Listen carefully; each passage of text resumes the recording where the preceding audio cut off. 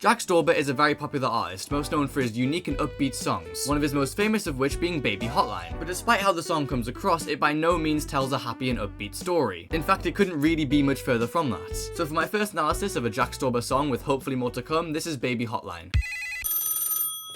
The song opens with the sound of a landline ringing and being picked up, with the person who answers identifying themselves as the Baby Hotline. For now, these words don't really go together, they're pretty random, but you'll notice that the next line, please hold me close to you, is following on from both. First of all, a hotline on hold, and second of all, a baby wanting comfort, both of which the song carries all the way throughout. Our main character for this story is Baby, purposefully named this way because the narrator seems to think that she's just crying for attention, or demanding comfort like the baby in this first line. After all, a hotline is supposed to be quick and direct. And that's why, on the other hand, a hotline on hold is pretty juxtaposed. Hotlines are meant to be urgent, just like calling the police, but whoever Baby is trying to contact doesn't seem to feel the same way, because they are not picking up the phone, and this leads to a Baby flatline. And with that, the intentions of Baby and the entire song as a whole become pretty clear. Baby is talking about dying, and the line "still time to do it" means it won't be by accident. It's baby snack time, and they have every intention to chow down on Earth, probably at dangerously high speeds, if you get what I'm saying. So this first verse tells us a lot. Baby has phoned someone who she desperately needs comfort from, but was put on hold. And of course, with still time to do it, it's pretty obvious what kind of hotline they were on.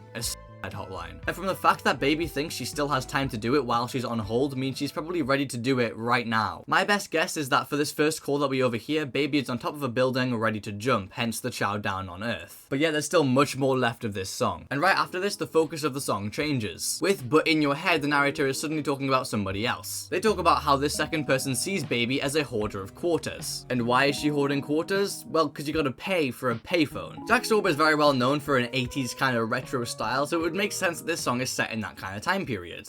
He makes VHS videos from the 80s or 90s or whatever. And this is not Baby's first time calling the hotline. She hoards quarters because she has to call them a lot. And chances are that's why she's on hold in the first place. The operators know her voice because they've heard her call before so many times, and yet she's never actually followed through with any of the things that she said she would. And even more than that, after Baby says "still time to do it too," somebody on the other end of the phone laughs. Still time to do it too.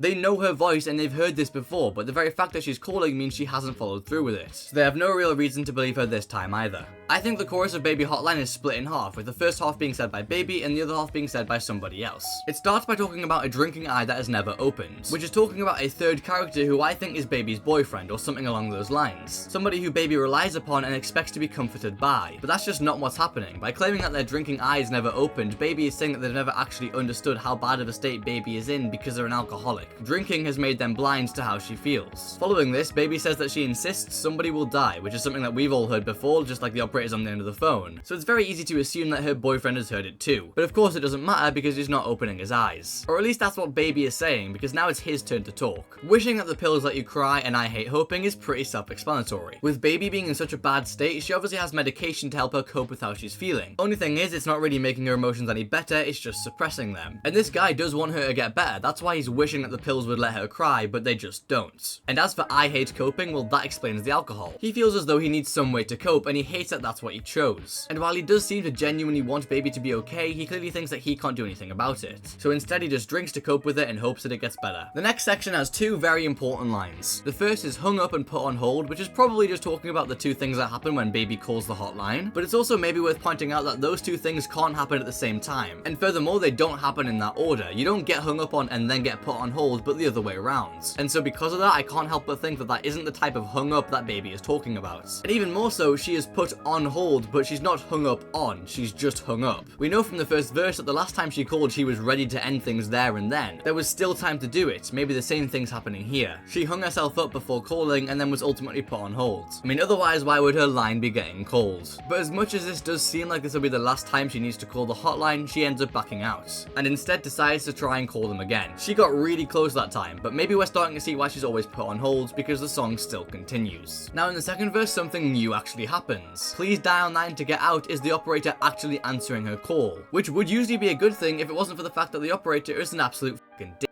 Because upon finding out that Baby did not in fact they essentially just call her a coward. Oh what, you're not dead? Well, what were you scared of then? And you start to wonder why Baby even calls in the first place. She must be really goddamn desperate. And then you remember that that's why she's called Baby in the first place, because she is desperate. To everybody else, she's just a helpless, whining child. But at the same time, Baby herself is starting to wonder why she calls. She's realizing now it's a terrible waste, both of time and of quarters, because they haven't helped her at all. She feels numb. Maybe she's been drinking too, or maybe it's just the pills from earlier. But either way, they only make everything seem less important, and right now that is the most dangerous thing for Baby, and we're about to see why. Sunbathe until morning time is a really strange line at first, because morning comes after night and there's no sun at night. But I don't think it's actually talking about the sun, but just a light. A light that she will lie under all night long until she's found in the morning with her eyes wide open. And as the song begins to end, we hear Baby's final thoughts, "I hate hoping," which is of course referring to the earlier line, "I insist somebody will die and I hate hoping." And so clearly the only way to stop herself from hoping is to actually do the thing that she's hoping for. And at the very end of the song, that's what happens. Instead of hearing a phone call going out from Baby, one is instead coming in, and it's not getting answered. And that call is left to ring out, because while somebody is in the room, they definitely won't be answering. Because to put it simply, Baby followed through with all the things that she said she would. All the things that the operators didn't believe she would do, and all the things that her boyfriend ignored. All the things that everybody just thought was for attention wasn't just for attention. And this also gives a new meaning to the line, "I feel numb." First she was ready to jump, then she nearly hurt herself, and now she's just overdosed. And that's where the song ends. So yeah, I hope you enjoyed, if that's the right word to use. And if you're new here, I really hope to see you in the next video. But yeah, have a good day. See ya. Taliball.